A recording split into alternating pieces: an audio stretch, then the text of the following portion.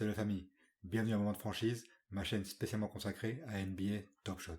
Moi c'est Franchise, mon compte actuellement sur NBA Top Shot est évalué à 32 000 $ à peu près, tout en ayant investi il y a un peu plus d'un mois, 1200 $ seulement.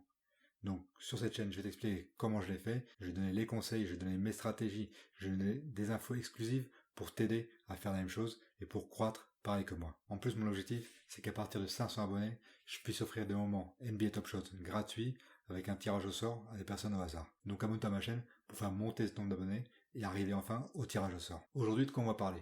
Aujourd'hui c'est une vidéo un peu spéciale parce qu'aujourd'hui c'est le premier épisode d'un nouveau challenge que je mets en place. Le challenge de passer de 100 $ à 1000 $ le plus rapidement possible. Donc moi je vais investir 100 $ dans NBA Top Shot et on va essayer de faire grandir ces 100 $ et arriver à 1000 $ le plus rapidement possible. Donc premier épisode de ce challenge, c'est parti.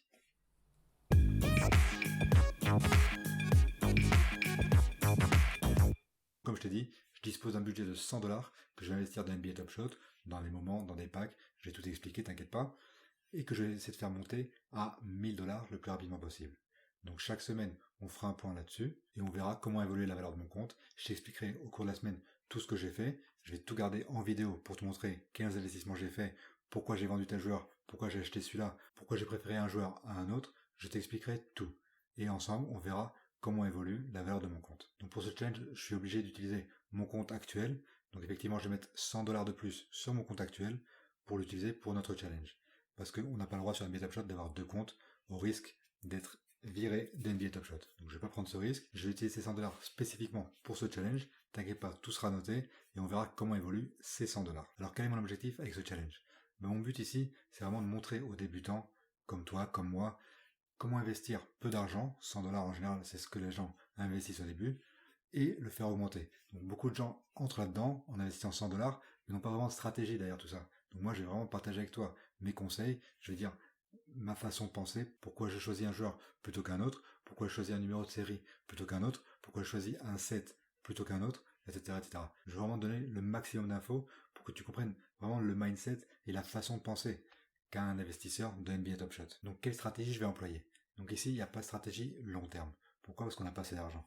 Pour la stratégie long terme, il faut investir dans des séries 1, donc de la saison passée, et là effectivement, c'est en général un peu plus de 100 $. Donc dans ce cas-là, on va se cantonner à la stratégie court terme et on va investir dans 3-4 joueurs qui, à mon avis, auront beaucoup de potentiel à venir. Et sur ces 100 $, on gardera 14 $ pour investir dans les packs, parce qu'il y a des packs drop qui arrivent ce soir et demain de 14 $. Et il faut savoir que les packs, c'est l'investissement le plus rentable. Donc on n'est pas sûr d'en avoir des packs, mais si on arrive à les avoir, ce sera l'investissement le plus rentable qui nous donnera une très bonne base pour arriver aux 1000 $. Donc on gardera 14 $ de côté pour investir ou essayer d'investir dans les packs. Si on n'arrive pas à investir dans les packs, c'est pas grave. Il faut savoir que les packs drop sont une grosse opportunité. Parce que juste après les packs drop, les gens qui ont reçu des moments qui les intéressent pas, les mettent en vente sur la place de marché, en général en dessous du prix minimum, parce qu'ils veulent s'en débarrasser le plus possible pour réinvestir cet argent dans d'autres moments qui les intéressent. Donc nous, c'est une opportunité pour nous. Les packs drop veulent dire que derrière, le marché baisse un peu et qu'il y a des bonnes opportunités d'achat. Donc voilà, ça c'est ma stratégie générale. Maintenant on va passer sur mon écran pour voir quelles opportunités il y a en ce moment sur le marché et on va voir quel joueur on achète. Donc nous on va sur Top Shot, sur mon compte, Franchise. Donc on va sur la Marketplace pour chercher des joueurs pour investir de 100 $. Tout d'abord on va commencer par mettre les filtres. Donc on va filtrer par le prix, donc moins de 50 $, parce que j'ai pas envie d'acheter un joueur à 90 $ pour pouvoir acheter un seul joueur. Donc 50 $. Et là on va les classer par le moins cher en premier. Comme ça on voit s'il y a des bonnes affaires qui apparaissent dans les moins chers. Les moins chers sont les habituels, donc c'est 17 $ le moins cher. Sachant que cette série, c'est la série 2, c'est le set de base, et ce set va augmenter parce qu'il est limité, comme on peut le voir ici, LE, LI, ça veut dire série limitée, Limited Edition. Ça veut dire que 15 000, il n'y en aura pas plus de fait, il n'y aura pas plus d'imprimés, donc c'est maximum. Ça peut paraître beaucoup aujourd'hui, en début mars, mais dans le futur, ça sera très peu. D'ailleurs, la nouvelle série du set de base qui a déjà été imprimée sont imprimées minimum à 35 000 exemplaires. Donc ça va augmenter, ça sera des séries qui ne sont pas limitées, et donc ça peut se monter à 50, 100 000 exemplaires sans problème. Donc pour l'instant, ces séries-là qui sont limitées à 15 000 et moins vont prendre dans le temps de la valeur. Donc on va chercher la bonne affaire. Donc on regarde un peu les joueurs. Donc tous ces joueurs-là pour l'instant, moi je vois pas de gros intérêt. c'est des joueurs à peu près normaux. On voit beaucoup de pivots, beaucoup de joueurs intérieurs. Parce qu'effectivement, il faut savoir que sur Top Shot, les joueurs intérieurs qui marquent en général moins de points ou qui sont plus défensifs sont moins aimés, tout simplement. Donc ils coûtent en général moins cher. Donc là, je vois 3 joueurs intéressants. D'un côté, je vois Biyombo et Valanciunas. Pourquoi ils sont intéressants pour moi? Parce que ce sont 2 joueurs internationaux et je sais qu'il y a un pack Cool 4 qui va sortir sous peu avec un challenge pour avoir Nikola Jokic en moment en cadeau. Et pour avoir ce cadeau, en plus des 5 moments Cool 4 qui sont des joueurs internationaux, Top Shot va nous demander 5 moments de pack de base. Donc ça peut être des moments de pack de base comme celui-là, mais ça peut être des moments qui font partie du pack de base qui va sortir ce soir. Mais en tout cas, ça sera sûrement 5 joueurs internationaux.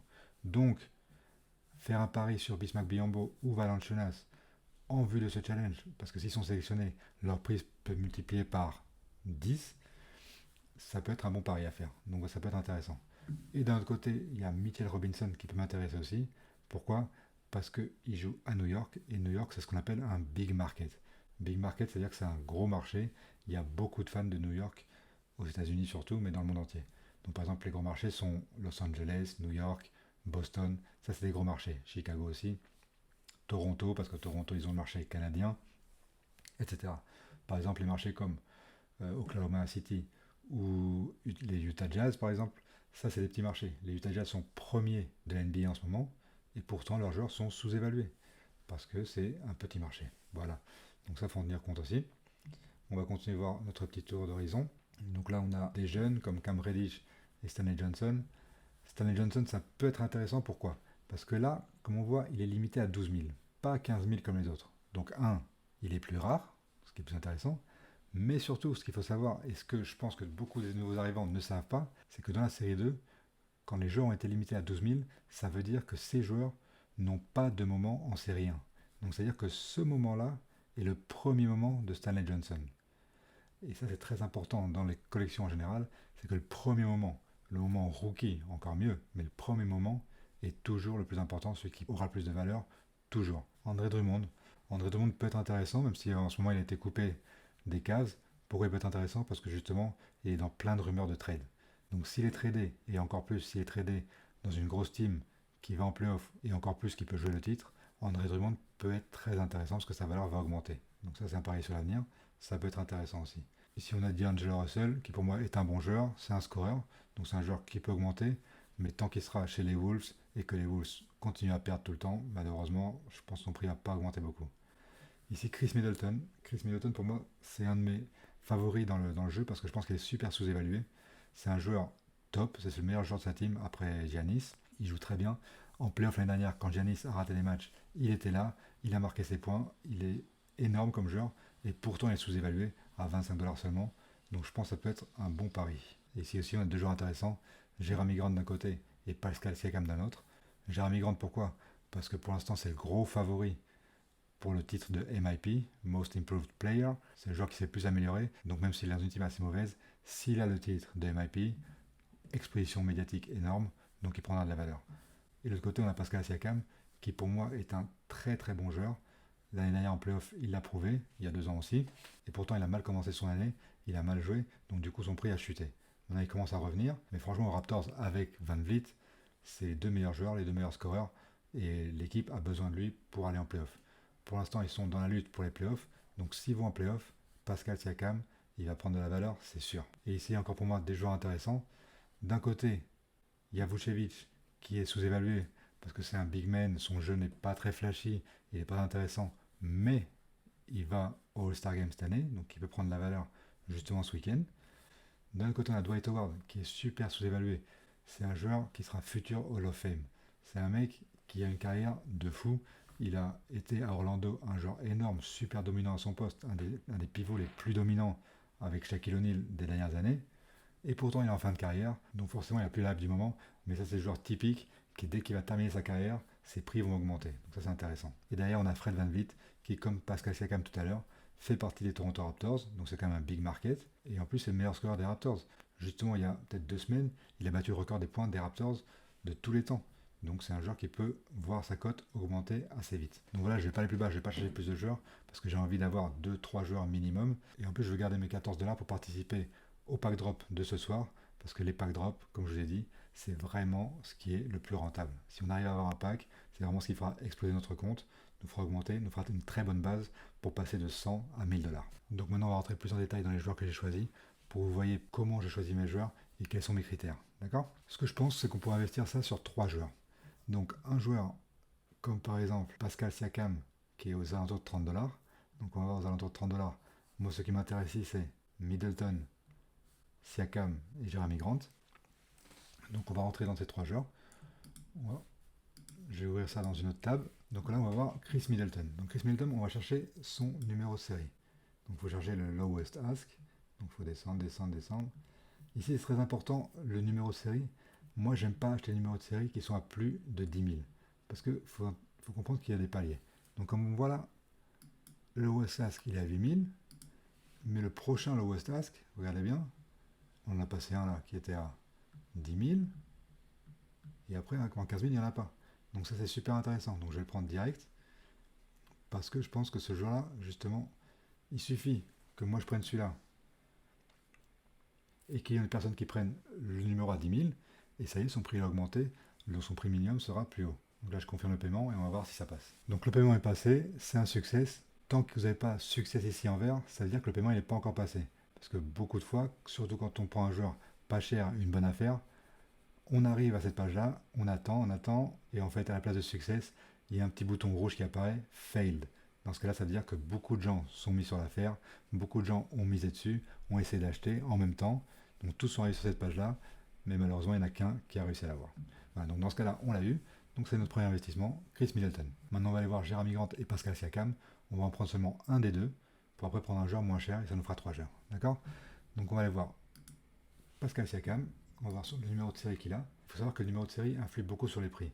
Il y a plusieurs paliers. C'est-à-dire que le nombre de chiffres dans le numéro de série est très important. Quand il y a un seul numéro, c'est-à-dire que les numéros de 1 à 9 sont les plus chers. Après, il y a un autre palier de 10 à 99. Comme vous voyez, les prix sont assez chers. Après, il y a un troisième palier de 100 à 999.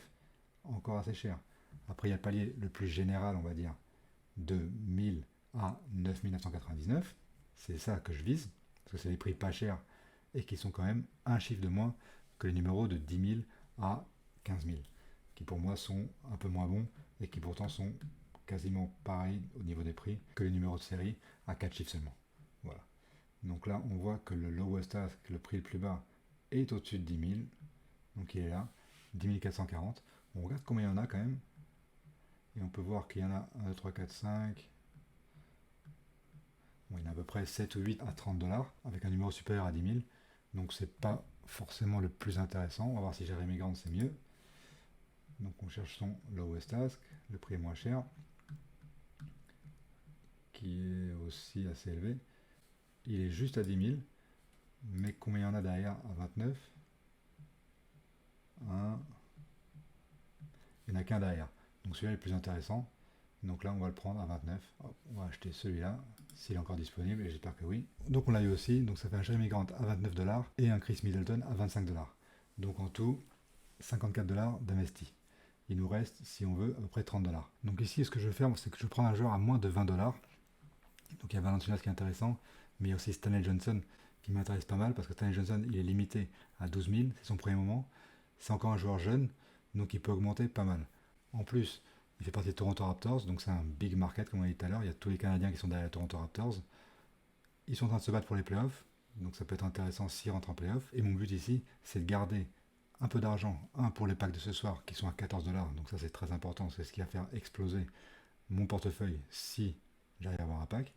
Et deux, garder un peu d'argent pour les joueurs, les nouveaux joueurs de la série 2 qui vont sortir dès ce soir, qui peuvent être moins chers, et il peut y avoir des bonnes opportunités. Donc si j'ai entre 10 et 20 dollars pour investir ce soir, ça m'intéresse aussi. Tout ça, je le partagerai sur ma chaîne, sur les vidéos de ce challenge, et je ne vais rien vous cacher, on va faire tout ce challenge de façon très transparente. Voilà, donc on est sur Stanley Johnson, on va voir ses numéros de série. Pareil, si c'est moins de 10 000, c'est mieux, le lowest ask, donc c'est ce que j'espère. On va voir.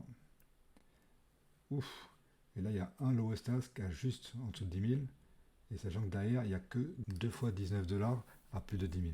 Donc ça c'est assez intéressant. Donc j'ai acheté. Et pareil, le joueur est à nous pour 19 dollars, c'est parfait. Donc pour l'instant on investit 73 dollars exactement. plus les 14 $ qu'on utilise pour les packs de ce soir, si on arrive à les avoir, ça fera 87 $, et il nous restera 13 $ pour acheter des nouveaux joueurs de série 2, s'ils sont à moins de 13 $ et si je vois un joueur intéressant. Donc là, vous pouvez voir les moments que je viens d'acheter. Maintenant, le but avec ces moments, c'est pas de les vendre à 2-3 $ plus cher pour gagner 1 $ ou quelques centimes de dollars. Non, le but c'est qu'ils se revalorisent, qu'ils prennent de la valeur et les vendent ensuite. Maintenant, si on voit une meilleure opportunité d'investissement, ces moments-là, je les ai pris parce que je pense qu'ils vont pas perdre en valeur ou s'ils perdent vraiment pas beaucoup si le marché baisse. Et effectivement, ça me permettra de les vendre assez rapidement parce que c'est des moments qui se revendront très rapidement sur le marché sans perdre beaucoup d'argent et qui permettront d'avoir la liquidité assez rapidement pour investir dans les meilleures opportunités. Donc voilà un petit récapitulatif de mes achats. Ça fait 73 $ au total. Et ici, j'ajouterai des colonnes chaque semaine pour voir comment évolue le prix et voir ce qu'on fait. J'ajouterai des lignes aussi en fonction de nos achats. Tout ça, je le filmerai en vidéo et je vous dirai où on en est. On fera ce challenge totalement ensemble et on arrivera aux 1000 $, j'espère, très bientôt. Donc voilà, on arrive à la fin de cette vidéo. J'espère que ça t'a plu. J'espère que mes conseils t'ont été utiles, qui pourront t'aider à investir mieux dans les moments Top Shot. Si ça t'a plu et que tu as encore plus de conseils, inscris-toi sur cette chaîne YouTube pour ne pas rater les prochains épisodes de ce challenge. Et moi je te vois la semaine prochaine pour l'épisode numéro 2 de ce challenge de 100 $ à 1000 $. Ciao ciao.